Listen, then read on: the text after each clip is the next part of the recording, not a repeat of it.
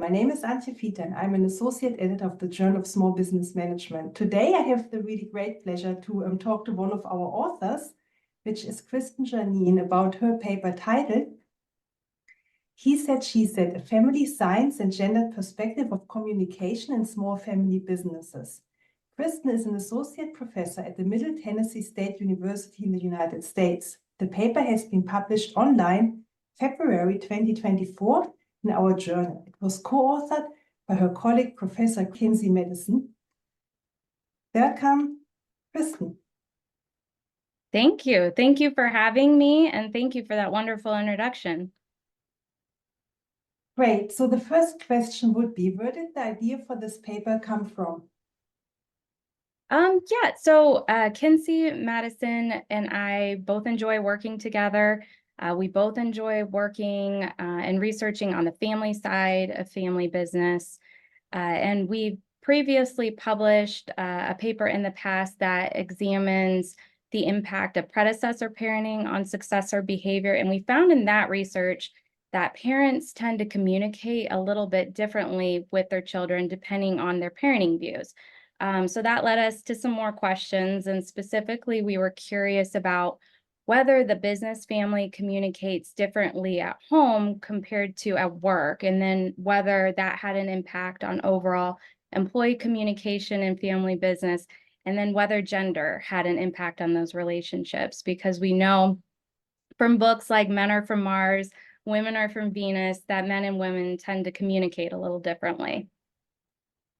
It is really interesting to hear a bit more about the background.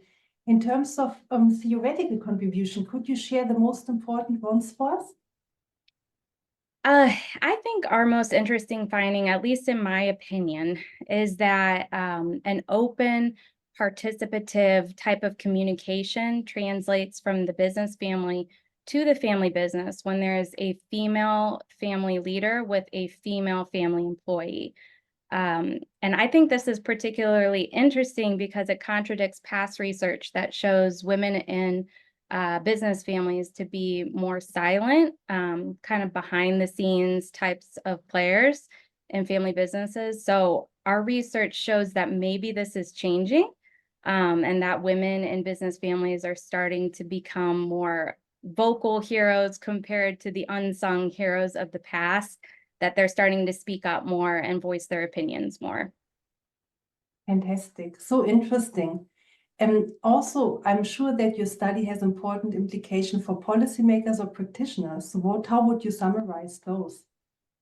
Yes. So practically speaking, our paper has shows some conditions that encourage and discourage employee communication in family business. If a family business has a condition that discourages employee communication, for example, a family business has a male family leader and a male family employee, and they need key communication from employees, they might want to consider using a setting outside of the family business, like a workshop or a retreat, in order to get that communication.